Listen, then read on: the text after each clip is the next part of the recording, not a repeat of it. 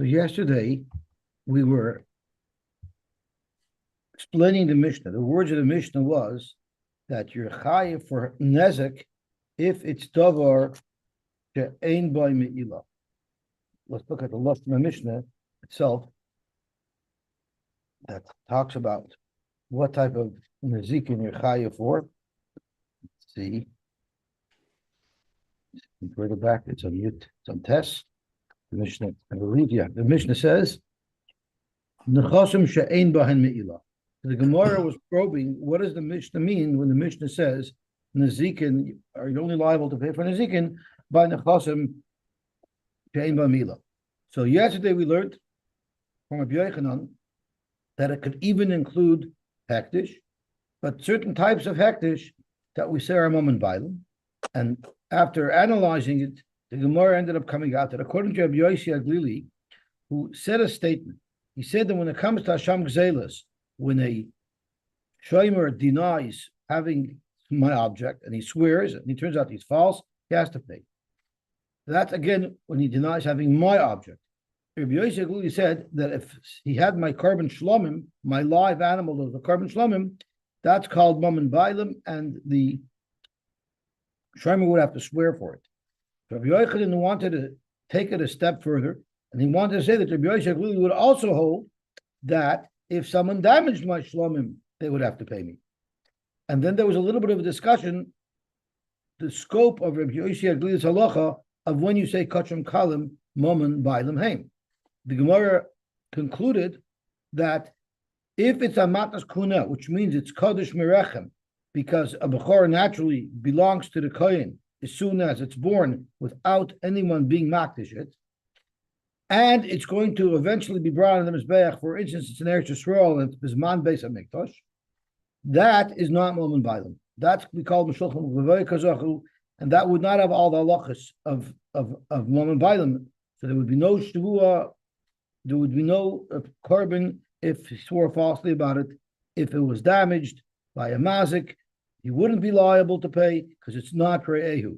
It wouldn't be good to be mekadosh anisha with. It's not his money to be mekadosh anisha with. However, if it's matnas kahuna in a place where it was never destined to go on the mizbeach, such as either bisman hazeh or not in Eretz Yisrael, then it's just like a korban shlomim to Rabbi Yosy Aglili, and it would be considered mom bailim, and that is what our Mishnah is referring to. It's referring to kadashim kalim, similar to shlomim or to matnas kahuna when they wouldn't be brought out of the mizbeach. Okay, gufa. Now the Gemara wants to drill down a little more into Rabbi Yosy Aglili's halacha. It says in the pasuk umala moal bashem. So the pasuk says nevesh kisechta umala moal bashem v'chitesh b'misai v'pikoden oivis asumasyad oivigazol v'ashak esamisa. So a shomer had something, at least in the case of pikoden, and he denied to the owner that he had it, and he swore he didn't have it. Then he has to bring a korban.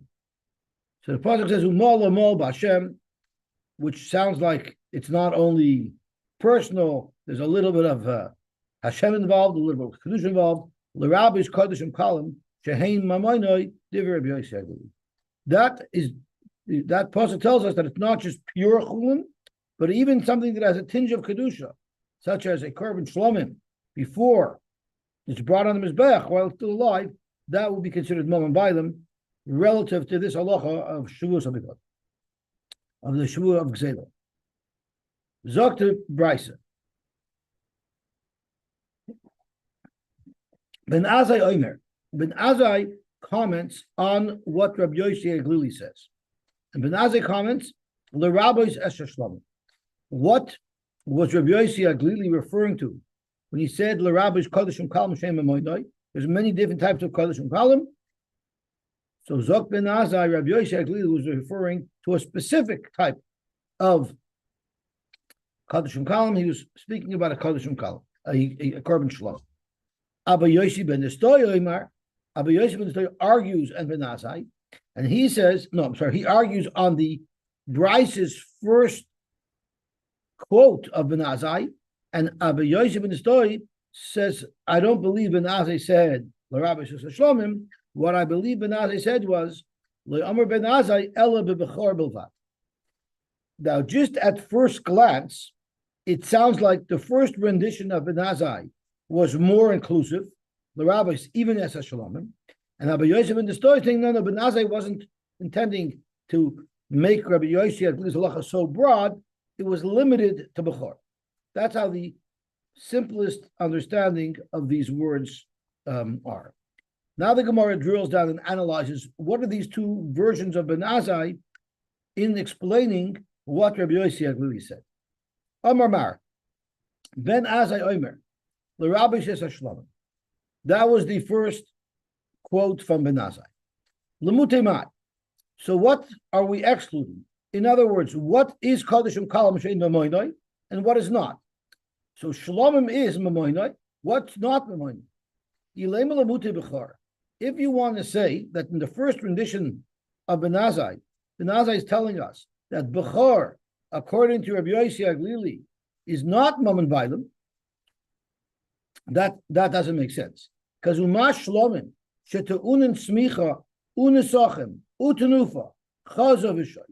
When you bring a Shlomim, there's many halachas that come with it. A is you have to do Smicha on the animal. A Bechor wouldn't need that. Nesochem, they have to bring wine libations to pour. Tenufa is chazav v'shoik. They lift up the chazav v'shoik, which is the part that's given to the goyim.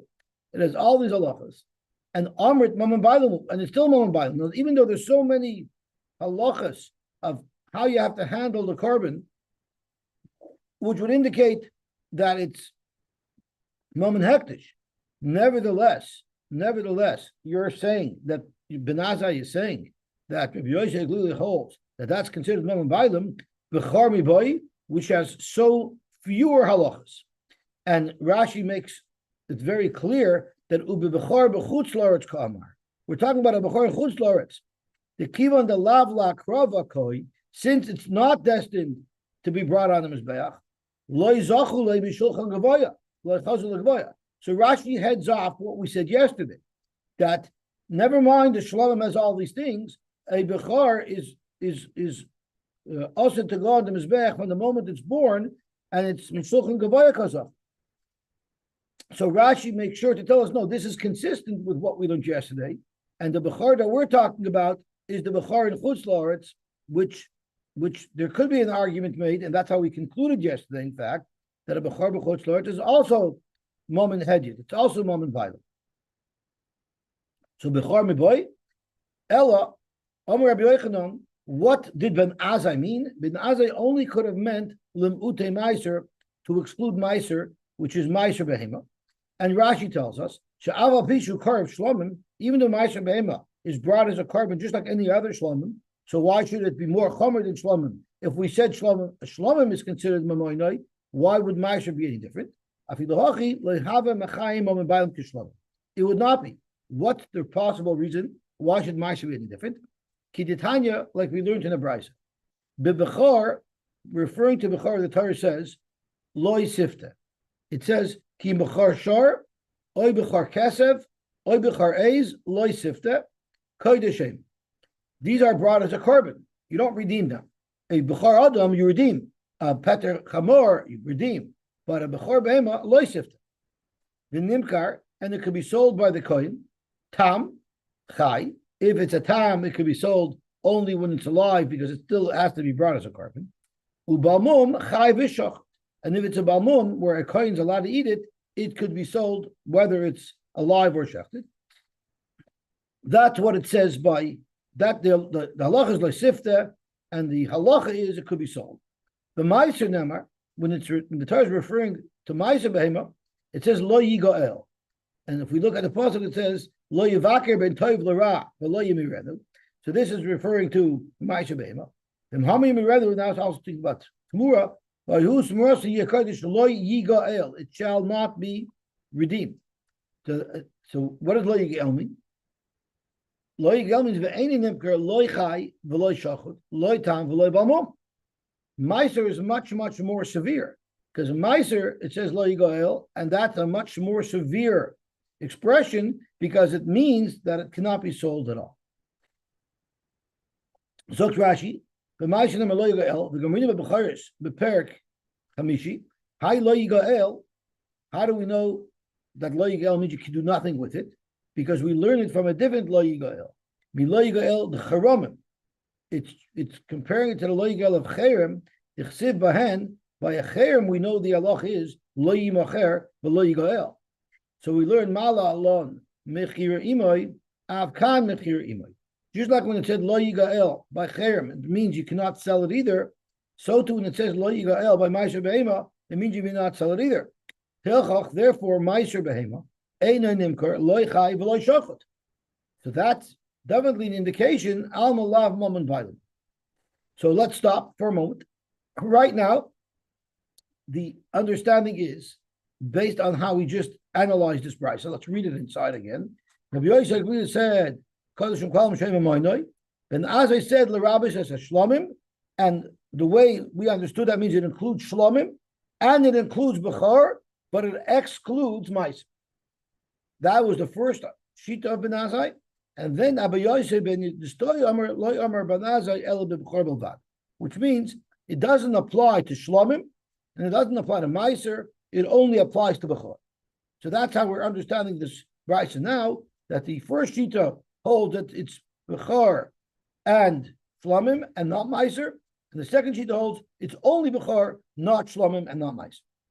However, Ravina, unlike Rabbi Yochanan, masni la seifa. He had this whole shtickle that we just had in the first shita ben Azai. He had the same shtickle. He learned that whole shtickle on the second half, and we'll go through it. Abba Yosy ben Yistoy Amar Loy Amar ben Azai El Bechor Belvad. All ben Azai meant to include in this rule of Kodesh and Kol Shem Moinoi is bechor. Lemutemai. So what would not be considered mammon bailim? Hilem lemute shlomim. If he's coming to exclude shlomim, and here the Gemara takes exactly the opposite position. Hashta uma bechor shekodesh merechem madacha bechor, which is kodesh the moment it's born. Nevertheless, Ben Azai is saying, according to Rabbi Yosy Glili, mamoinohu, it's considered mammon bailim. Shlomim, which was yours, you're the one who was makdish. So mi boy, surely the shlomim should be mammon bailim. So even in the second shita, Rabbi Yosy Glili, we're saying that the mammon bailim that Rabbi Yosy Glili says includes shlomim and bechor, exactly what we said in the last shita, right? Shlomi boy, Rabbi Yochanan lemute meiser. So Rabbi Yochanan, it's only coming to be memayit meiser. So in the second shita of Ben Azai, he's saying that what does Rabbi Yosy really include in his halacha of Kadosh Kamas Mamoinoi, Bechor and Shlomim and not meiser. Kidetanya, the Bechor never lo sifta, and it's v'nim kertam chai u'balmum chai v'shachet. So according to this nusach, it's a little bit difficult because what are the words that Isi ben Yehuda ben Destoy used? He said, wouldn't that sound like it's excluding shlomim? It definitely does. So okay, we'll have to deal with that. But that's what he says. So based on this version in the Gemara, let's have a look. It's Isi ben Yehuda, it's Abba Yosy ben Destoy, who said in the name of Ben Azai that Bechor and Shlomim is where the halacha of Rabbi Yosy Glili applies, that it's Mamoinoi and not Meiser. So then let's go back to what was the first sheet of Ben Azai then. Ben Azai Omer, l'Rabbi says Shlomim. That means Ben Azai would hold only Shlomim and not Bechor. Abba Yosy ben Destoy is saying it's Bechor and Shlom. So those are the two versions of how to learn it. If you learn in one sheet that for sure has to hold, it's Bechor and Shlomim and not Meiser. If it's the first sheet is saying that, then the second sheet holds that it's only Bechor, which fit in pretty good. But if it's the second sheet is saying it, then you have to say the first sheet is saying only Bechor. So either way, halacha l'maaseh, we're saying the same thing. It's just a question of, was it the first version of Ben Azai or was it the second version of Ben Azai that's including both Bechor as well as Shlomim. Now we're going to go back to the Mishnah. This whole sugya started because the Mishnah said the only time you're mechuyev to pay damages if you damage somebody's property, is if it's nechasim she'ein bahen me'ilah. And Rabbi Yochanan wanted to say that that does not exclude hektish. It's possible to find even hektish items that have no din me'ilah. And what's an example of that? A carbon shlomim, according to Rabbi Yosy. Rava said, let's stick to much more positive shot. My nechasim she'ein bahen me'ilah, nechasim she'ein bahen din me'ilah. Mine in the hedget. That's all the Mishnah means to say. It's in its simplest form. It means not hektish. The halacha of nezikin only applies to personal property. It doesn't apply to hektish's property. Simple. If that's what the Tana meant to say for listening to hedget, so why didn't the Mishnah just say what it means? Why did the Mishnah have to express it in such a obscure fashion? Just say chulin, hedget. Dr. Markasha, you have a kasha why the Tana wanted to use a more elaborate language. But that's the most positive shot. That the nezikin apply to chulin and they don't apply to hektish. Amar Bava. Now let's look at it from a different perspective. Until now, we were talking about if the shlomim became damaged, is shlomim considered re'eyu or not? What if shlomim did damage? Amar Bava, shlomim sheziku. Someone had a carbon shlomim, and he didn't watch it properly, and it went and it damaged somebody else's property. Goyva mi b'saron, ve'ena goyva mi emurei. So let's just take a step back. My animal that's a tam does damage. If my animal at the time does damage, the first two times that it does damage, if it's Karen, we're not referring to Shein and Regel, if it's Karen, I've only paid Chatzi Nezek. And the third time I pay Nezek Shalom. But there's a difference between the payment of Chatzi Nezek and the payment of Nezek Shalom, besides how much I'm paying. The other difference is Megufa. When you pay Chatzi Nezek, your liability is limited to the value of your animal. So let's say my animal, that's a tam, that's $10,000 damage, but the animal is only worth $500. So really, I should be mechuyev $5,000, which is chatzi nezek. But since my liability is limited to the value of my animal, I only have to pay $500. So what happens if? Oh, I know what happened. What happened was I lost my screen. I was wondering why I suddenly couldn't see. Let's see if this holds. Yesterday was making trouble as well. Yeah. So Zok to Gemara. The halacha is shlom sheziku goyva mi b'saron ve'ena goyva me'emurein. What part of the animal does the owner really own? The basar that he was going to get after it's shechted and processed. But there's a part of the animal that you're makriv on the mizbeach. That's not mine. So therefore, let's say the chatzi nezek was $1,000, and let's say the whole animal is worth $1,000, but the portion that the bailam is going to get is only worth $500. Well, then I only pay $500. I don't have to pay $1,000. I'm sorry. No, the shlomim was the mazik, not the nizik. The shlomim is in fine form. We're talking about when the shlomim did the damage. I just unplugged it in again. Maybe now it'll look a little better. But sometimes it renews the clock on me. Okay, so that's what the halach is. Goyva mi b'saron ve'ena goyva me emurein. Zok to Gemara. Pshita, that's pashut. Emurin legavoyasal. The emurim belong to the Rebbeinu Shloim that goes on the mizbeach. So of course, that's not part of the ownership that you have. Zok to Gemara lo tzricha legoyva mi b'saron keneged emur. Zok Rashi lo tzricha hadekatani. That the Brisa said that you cannot collect from the value of the emurin to pay off the chatzi nezek. Hakamash malon dein goyva mi b'sarai keneged emurin, and that means kigoyin shor shava masayim. We have a shor that's worth $200. Shenogach shor shava masayim, and it's shtoist a shor shava masayim. So really, eine goyva eli ella. So normally the damages should be 1,000, right? Which is chatzi nezek.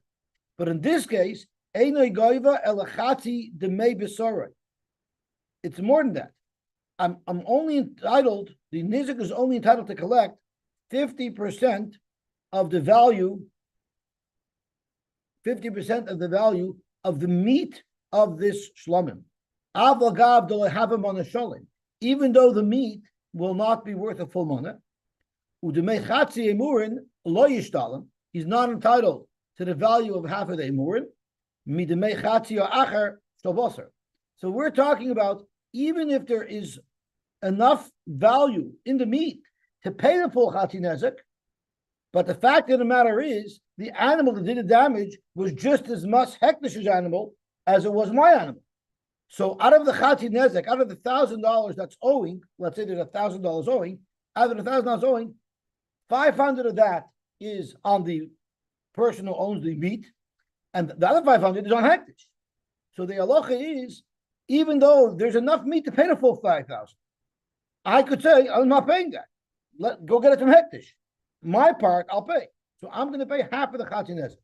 So again, the chatzi nezek was $1,000, and there's $1,000 worth of meat. I could still say I'm only 50% partner here. So I'm going to give you $500, not $1,000. That's a much bigger chiddush. That's going to be challenged. So you can, even though there's equity in the meat, you don't collect it because Hekdish is just as liable, and I only have to pay 50% of the chatzi nezek.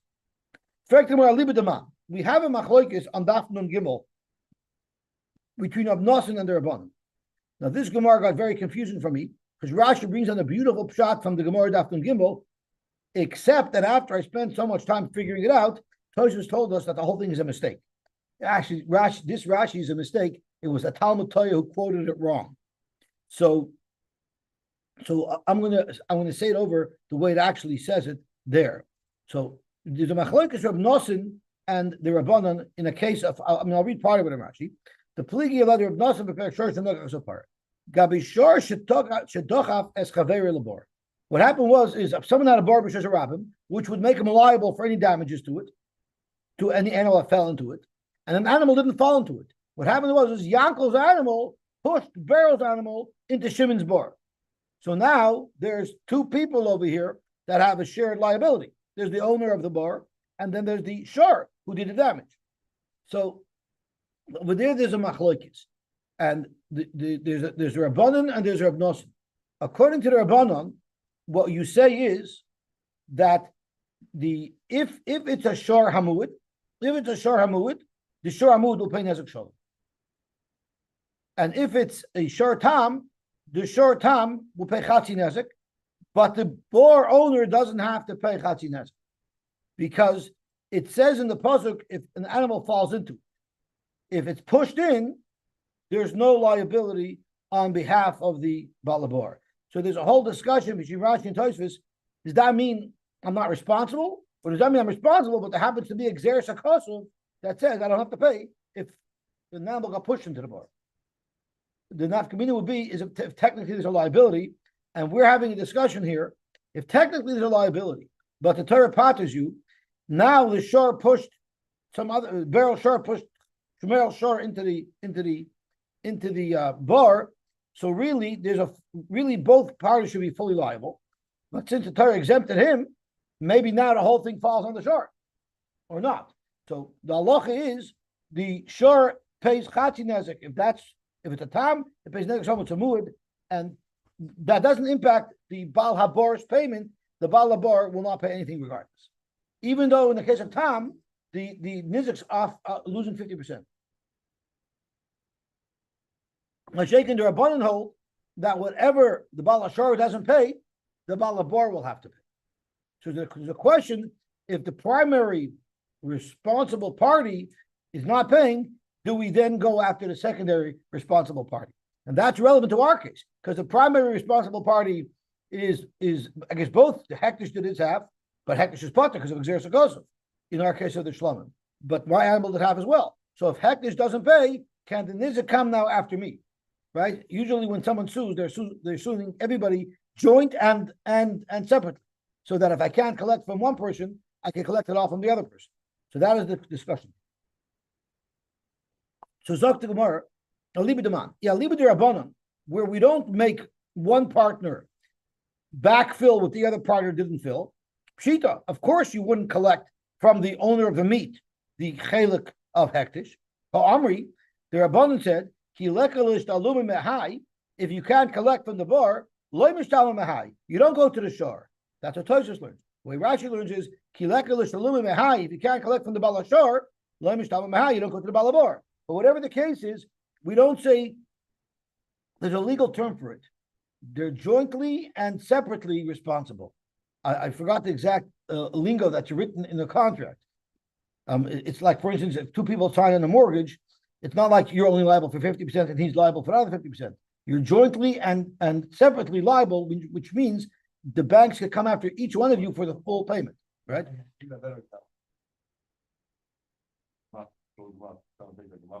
Right. Giving a letter that's very nice. Nice people. That you're co-signing. Well, you know that if you co-signer, that you're liable for the whole thing. Hope that your co-signer will also. I hear. We'll be agreeable to that. Will also pay his half, but you are. But if not, you will come out to the whole thing. I think you're being a nice guy with time. Okay.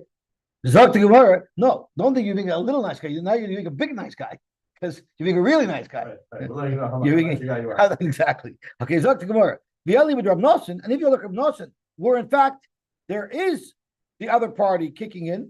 Amar, he said, so in fact, you should force the balabasar to pay the Chatzi Nezek in full, even though his partner Hektish is not kicking in. Zok the Gemara, not a problem. Iba Yisema Rav Nosson, I can explain it according to Rav Nosson, and Iba Yisema Rabbanon, and I can explain it according to Rabban. Iba Yisema Rabban. What was the problem with the Rabbanon? It's pshita. We know that there's a rule. Just because one person doesn't fulfill his responsibility, you don't automatically shift it over to the other one. But it's not pshita. Because Hanamili betray Gufe. Over there's two different things happening. There's the Shar's liability, and then there's the Bar's liability. Just because the Bar is not paying, that doesn't mean you shift it to the Shar. The Shar is a completely different entity. You did yours, I did mine. Here, the Hektish did the damage together as one behema with the fallen animal. Maybe the Nizar could say, I'm going to get with this animal owes me all the money. It's not like you can point to a different partner. It's one unified animal. I don't care that there's split ownership in here. I'm collecting from this animal, and there is meat available in this animal to collect from. How does it stem over there? In fact, they both have to pay. No, Hasamu the Amarle Balashar the Balabar. They're the Balashar, can tell the Balabar. I don't know. Balashar means the Nizik. The person with the dead shar can tell the Balabar, don't tell me that you don't owe me anything. I'm not to Rai Bebirch ish kachte. You know where I found my ox? In your bar. Don't fedra me with stories that someone else put them in. The fact is, I'm here right now. My animal is dead in your bar. I'm collecting from you. If you want to deflect me to go to the owner of the shore who pushed my shore in, I don't mind trying. But whatever I don't get out of him, I'm going to be extracting out of you. However, in the case of Hektish, mi motzi omar basar azik a mur loy azik. He can't say that one part did damage and the other part didn't. So therefore, there's an argument that you can't make me pay. Now, by bar, there's an argument to say that the bar should be fully liable because my animal's in your bar. But when my animal that was a shlom and shtoist, you can't say it's fully mine. The animal that shtoist, there's only one massacre involved. It's one animal, and that animal I don't fully own. So maybe you can't force me to pay the other guy. So therefore, this would be a chiddush that when you have a carbon shlomin that damaged somebody else, Rava's halacha that you only have to pay your fair share. You don't have to pay more than your fair share. You don't have to pay Hektish share. That would be a good chiddush according to Rabbanan, and it wouldn't be contradictory to Rav Nosson. Amarav, Toida Shazi. What about a carbon toida that did damage? So we know a carbon toida is brought on the mizbech, very similar to a shlomim, but we also bring 40 breads with it that are eaten together with the carbon. So the loch is goyva mi b'sara. There's actually an interesting, I think it's a Meshachachma that says, why is it that you bring 40 breads? That's a huge amount of bread. Why do you bring 40 breads with a toida? And you know, a toida, unlike a shlomim, you're limited to eat it in one day. Shalomim, you can eat it over 2 days. Toida, you have to eat in 1 day. It's a lot of food to be eaten in 1 day. The reason why it was done like that, I think it's the Meshach Chachma that says, is that the purpose of a Toida is to give thanks to the Rebbeinu Shalom for some good thing that he did for us, right?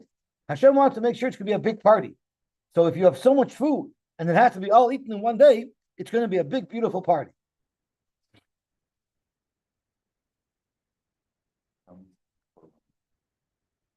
Correct. Correct. Yes. Shlosh regalim. You have. There's actually a machlekes tanoim, but there is a time limit, and if you didn't bring it at that time, you're over a lot of baltach. It's a lot of time. Yeah, because people who lived in Yerushalayim, they were able to bring their karbanos easily. But someone who lived far away, he designated a carbon. He would go maybe 3 times a year. He would go up, right? A lot of responsibility. Yeah. That's right. To make sure you're watching it properly, and no one's going to have enough from it. Yeah, it is very difficult. So, Amar of a toida shizika, the toida that did damage. Goiva mi besara, the ina goiva milach. The nizik has a right to demand payment only for the value of the meat. Again, it's the same chatzi nezek. But what if the meat's not enough to pay the chatzi nezek? The meat's only worth 500. The chatzi nezek is worth 1,000. He can't say, well, there's breads here. The breads also have value. I'm taking from the breads. He can't do that. Frank Gemara, lechem, shita. Like, why would you think it's not part of the animal? It didn't do the damage. The lechem has nothing to do with it. Zok Gemara, seifot stricha. It's the next halacha that we segue into. That's the chiddush here. It says nizik oichel basar. The nizik is entitled to eat all the meat because he's collecting for the damages from the meat of this animal. Umiskaper maybe lechem. You know who's mechuyev to still bring all those breads and pay for them? It's the person who is bringing the carbon toida for his chiyuv that he had. That's also pashut. Why would I think that the nizik should pay for the bread? The bread is part of the kapara of the carbon toida. So Kamar, no. I would have thought, kivan the lechem hechsher the zevachu, since the lechem is machshir the zevach, meaning without the lechem you couldn't eat the zevach. Lay malay, let the mazik tell the nizik, at achus basar, you're eating the meat. So you bring the ketchup and mustard. I'm not bringing it. At achus basar, but no icy lechem. If you're eating the burger, you can buy the bun. Kamash malon, the lechem chiyuv the bailim. The lechem is a chiyuv of the bailim to bring. It's the person who needs the kapara from the carbon. It's his responsibility. So therefore, if I told you the damage, whatever the worth of the meat of that toida is, all that money is available to pay for the damages. Dr. Morvater, Nechasim shel bnei bris. Now we're on to the next comment of the Mishnah. The Mishnah says, when is it that you pay damages? If you damage somebody, that's if what you damaged belonged to bnei bris. Frank the Gemara, lemute mai, what is the Mishnah excluding? Where would you not be liable to pay damages? Ilamute da'avid kachavim. If the Mishnah is trying to tell us that if your animal damages a guy's animal, you don't have to pay, hakatani la lekamon. We have a Mishnah that discusses this beferish. Shor shal Yisrael, shenagach shor shal ovid kachavim potter. So why is the Mishnah alluding to it over here? So a ton of other mafarish. These are the bullet points. Our Mishnah is offering the bullet points, and then later on, the Mishnah elaborates on the bullet points that we discussed in this Mishnah. Zok Gemara weiter. Nechosim hama yuchad. Lemutemai. It says when are you mechuyev to pay for damages? If it was nechosim hama yuchad, it was specified. Nechosim. What does that mean? Lemutemai. Amarbid lemute ze omer sharche hizik.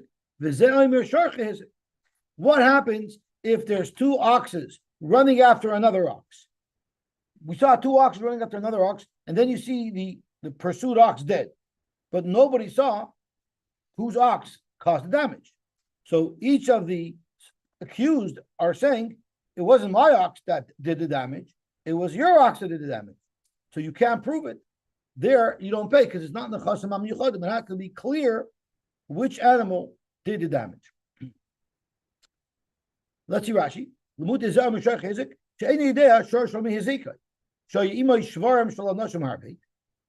It's like sending your kid to cheder and getting bullied. You don't know who the bully is, right? You don't know which one of the oxen did it. Umiyichadim the masnisin haki matri. What does it mean? Nechasim umiyichadim. She call nechasim sheziku. All of the perpetrators miyuchadim la'adam echad belong to one person. She'ein bam safek. So if my animal was surrounded by 30 animals, but all those 30 animals belong to the same person, that's also miyuchadim, because I know with clarity who is the responsible party. Correct, Gemara, why would our Mishnah say it here? Hatani the Kamma, we have him a first Mishnah later on. Hayishnaim rotem achar echad ze'em or sharch izik v'ze'em or sharch izik shnei petuin. So Gemara once again, Tani v'adam afarish. Our Mishnah on Daf Tes is giving us the bullet points, and the later Mishnah is elaborate. B'masnisa Tana, we look in the Brisa, prat l'nichse hef. The Mishnah that says nechasim am yuchadim is coming to exclude nichse hef. Why would a Brisa need to tell me that there's no chiyuv damages by nichse? What is the case? If your animal damaged a hefker animal, what do I need a Brisa to tell me I'm potter? Mantavale, who is collecting from me? There's no owner. Ella the nagach tur de hefker letur didon. So you're telling me if your animal got damaged by a hefker animal, let him go take it. Go take the animal. You can keep it. It's speaking that after this animal that was hefker damaged my animal, someone went and seized that animal from hefker. Do I have recourse and say that I can collect from that animal? No, you cannot. Since the animal was hefker at the time, you don't have the recourse to collect him.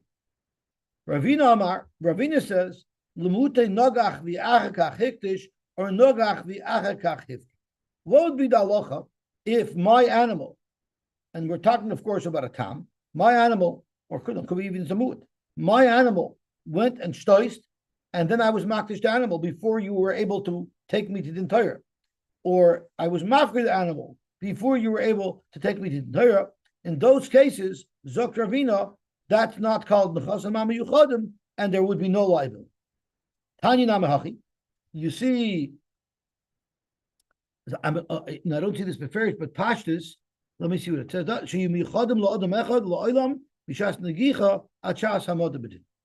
So the means it has to belong to the same owner from the time it's stoiced till the time of a mother bedin. Single. I'm sorry? Single. Yeah, no.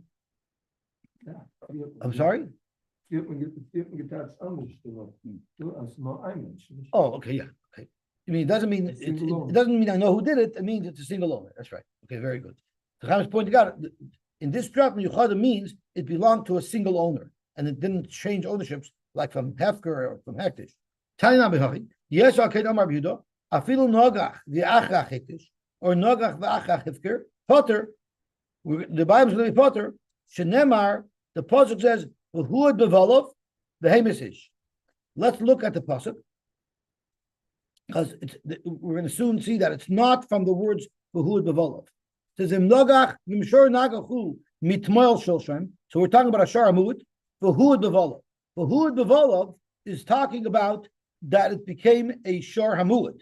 It's not discussing that it has to belong to the same bailim from the time of the damage to the time of Hamad Bedin. The limit is from the second half of the pasuk. V'lo yishmirenu v'hemis ish or isha hashor yisokel v'gam ba'olav yumas hashor yisokel v'gam ba'olav. That's where we're learning it from. That it has to be the same owner from the time that it did the damage up until the time that there was Hamad Bedin. So Zok Moshenemar v'huad b'olav v'hemis ish, but it's not really from the words v'huad b'olav. Achet hey misa v'hamad Bedin shavin kechad.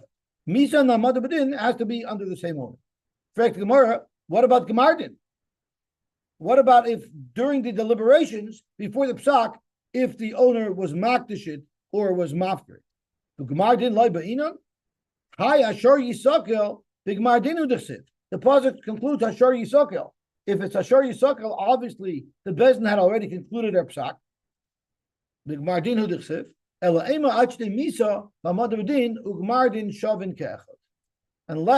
it's the same owner from the damage until the psak halacha, there will be no liability. So there is a shaila in the Rishonim. What happens if my shor does damage, and then I'm mafker it, and then before the Gemar din, I'm coining it back? So do you say, since I'm an owner at the beginning, I'm an owner at the end, they'll be chiv to pay? Or do you say, since I wasn't owner the entire time to the damage, the Amadabdin and the Gemardin, then I'm still potter? Yeah, there are loopholes.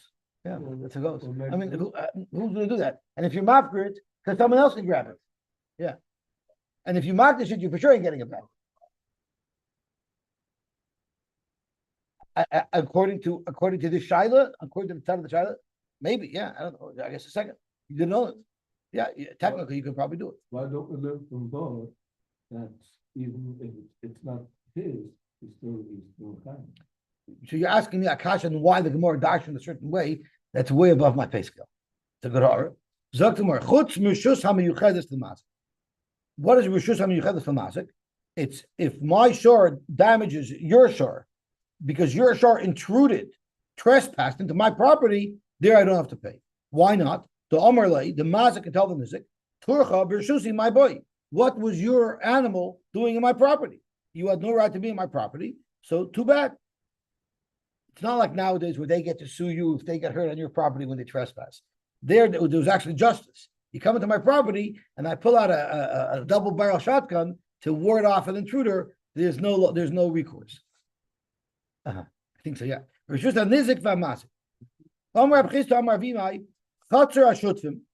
a chotzer of shutfim, so Reuben and Shimon own a property together. If my animal eats from the little patch that you planted, or your animal eats from the patch that I planted, we're each liable to pay the other partner for those damages. But if that's the case, what does it mean? It means the potter. If it's only Rishus HaMazik and the Mazik damages me in his own property, that's exclusively his own property, he'll be potter. But a Rishus HaNizik VaMazik. But if it's a joint property, then Keshehizik Chava. So that's how you will read the Mishnah. But to go back to the Mishnah on Dav Tes, the way the Mishnah reads is, Urishus HaNizik VaMazik. I'm sorry, just Chutz Merishus HaMiyuchedes VaMazik, which is Potter, Kamma, a big Kamma here, and Urishus HaNizik VaMazik, Keshehizik Chava. In the case of a joint property, there is a chiyuv because you're chayiv for shein v'regel in a joint property.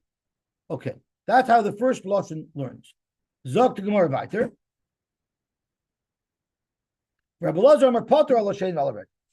Rabbi Lazar holds if Reuben and Shimon own a property together and they each have their own vegetable patches and their animals were mazik the other guy's patch, you'll be potter to pay because it's a partnered property.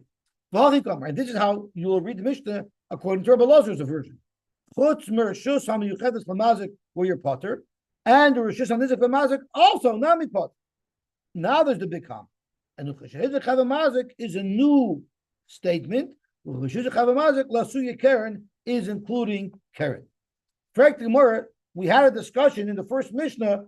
What word includes keren? So Hanichal Shmuel, who learned that shar meant regel and mava meant shein, and there was no mention of keren in the first Mishnah. It fits in perfectly. That's what Shmuel told us back then, that in this second Mishnah is referring to keren. Hanichal Shmuel. If you remember, Rav learned that shar in the Mishnah, in the first Mishnah, is keren, shein, and regel, and mava was adam. So oibazoi. In our Mishnah, it says it's extra. What is the limud that the Tana wants to teach us? Tomorrow,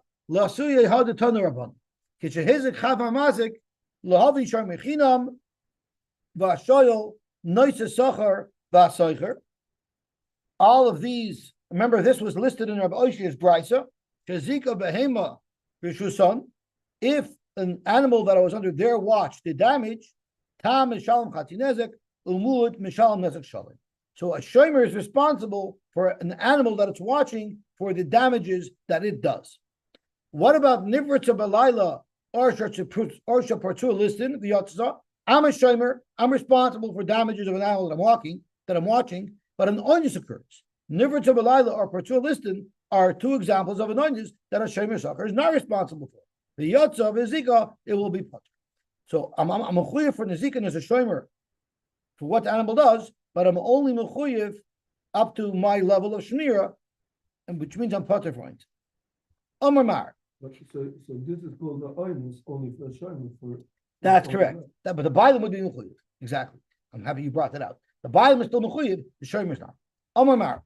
Kishehizik chavamazik lahavi Shomer chinam v'ashoyel noisesacher v'asoicher. What we just discussed. Hey Chedam, what exactly is the case? Ilema the aske tur de mashal the tur de shoyel. In the case of shoyel, what does it mean?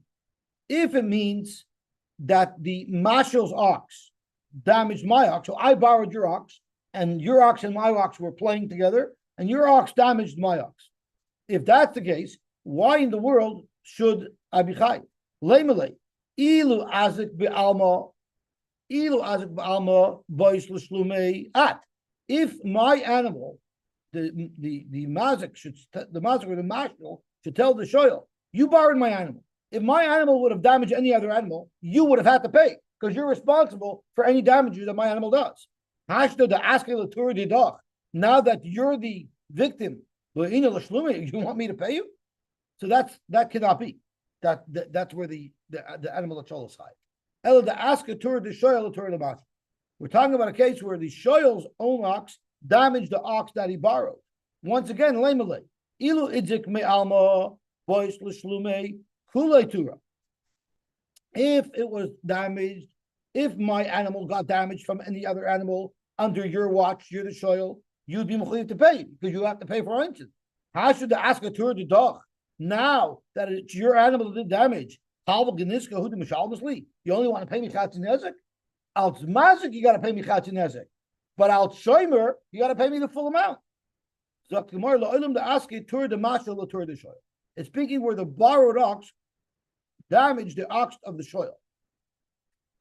But the problem we asked was, I don't understand. You're mechuyev for its damages anyway. So if it damages you, too bad for you. When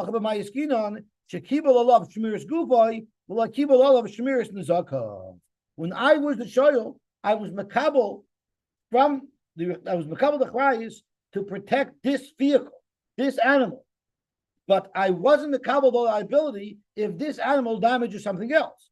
So therefore, I'm not mechuyev if this animal damages something else. Frank the Gemara, if that's the case, ihachi ema seifa nivritz belayla asher pshul listim v'yatzav zikas potter. Habayoyim is chayiv. You're telling me it's speaking halakibal alav shmiras nezakav. He didn't accept upon himself liability if this animal that he borrowed does damage to something else. Havikamar and kibal alav shmiras nezakav, then it will be chayiv, and then nivritz belayla asher pshul listim v'yatzav zikas potter. Okay, so we'll stop here. So at the end of the day, now we know why rental cars have a special collision damage waiver. Because when you rent a car, you're automatically covered for liability if the car damages something else. But you're not covered if the car that you rented became damaged. And that's why they try to upsell you on the collision damage waiver. Here by Israel, it's exactly the opposite. It's assumed that if you borrow an ox, you're going to be responsible for that ox, no matter what happens to it. The question is, are you responsible for damage that the ox does to something else? Okay, shkoyach everybody, have a wonderful, wonderful day. Yeah,